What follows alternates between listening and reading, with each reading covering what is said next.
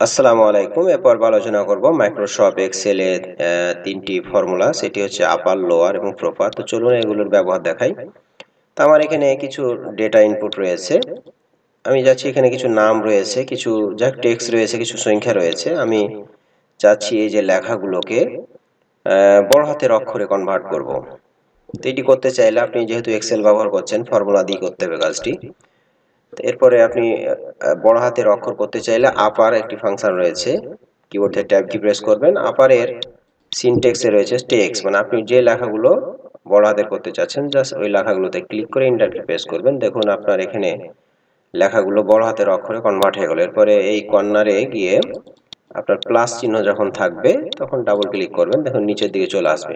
তো এখানে কি কাজ করলে একটু খেয়াল করি, সেটা হচ্ছে যে এই নামগুলোকে, টেক্সটগুলোকে বড় হাতের করে দিল।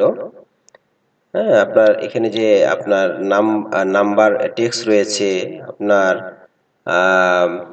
নাম্বার রয়েছে, টেক্সটগুলোকে এগুলো যেহেতু বড় হাতের আছে সব বড় হাতের করে দিল। এখানে কিছু সংখ্যা রয়েছে, সংখ্যা রেখে দিল। সংখ্যাগুলো কোনো কাজ হবে না, বড় হাতে ছোট হাতে যেহেতু বিষয় না। এখানে কিন্তু যখন একটি ফরম্যাট রয়েছে, ফরম্যাটগুলোকে আপনার আপার কেসের মাধ্যমে, আপার ফাংশনের মাধ্যমে ফরম্যাটগুলোকে আপনার ডিলিট করে দিয়েছে। এরপর এখানে একটি ডেট রয়েছে, ডেট ফরম্যাটটাকেও আপনার ক্লিন করে দিয়ে আপনার নর্মাল লেখাতে বা সংখ্যাতে নিয়ে চলে এসেছে। এরপর আমি চাচ্ছি এই লেখাগুলোকে, এখানে বর্ডারটি আউট হয়ে গেছে, একটু বর্ডারটি দিয়ে দিই। এখানে আপনি চাচ্ছি এই লেখাগুলোকে সবগুলো ছোট হাতের অক্ষর করব, বা এই যে আপার কেসে যেগুলো লেখা আছে এগুলোকে ছোট হাতের অক্ষরে করে দেবো। তো আপনি ছোট হাতের কোনো লেখাকে ছোট হাতের অক্ষরে নিয়ে যেতে চাইলে লোয়ার একটি ফাংশন রয়েছে, কিবোর্ড থেকে ট্যাব কি প্রেস করবেন।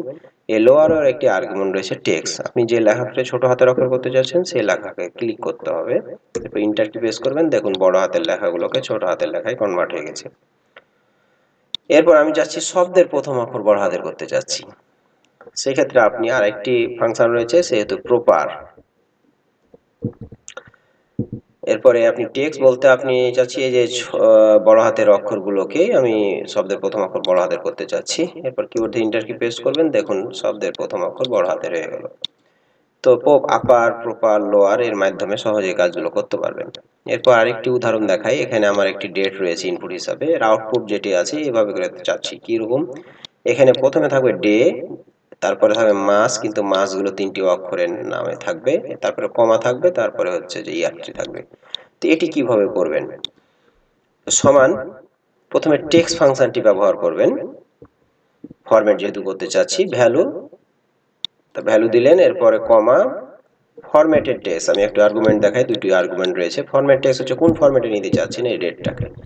তো ডাবল ইনভার্টেড কমা, প্রথম ফরম্যাট নিতে যাচ্ছি ডে, দুইটা ডি স্পেস, এম হবে যে 3 বার দিবেন, এরপর কমা, তারপরে ইয়ার হচ্ছে ওয়াই হচ্ছে 4 বার দিবেন, এরপরে ডাবল ইনভার্টেড কমা।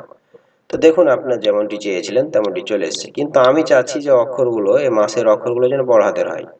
সেক্ষেত্রে আপনি একটু ফাংশনটি ডাবল ক্লিক এডিট করবেন। টেক্সটের প্রথমে আপার একটি ফাংশন রয়েছে, এই ফাংশনটি ব্যবহার করবেন এবং লাস্টে এসে ক্লোজ বন্ধনী দিবেন। এরপর ইন্টার কি প্রেস করবেন, দেখুন আপনি যে মাসগুলো ছিল সেগুলো বড় হাতের অক্ষরে চলে এসেছে। তো আশা করা যায় বুঝতে পারলেন যে প্রপার, আপার, লোয়ারের কি কাজ।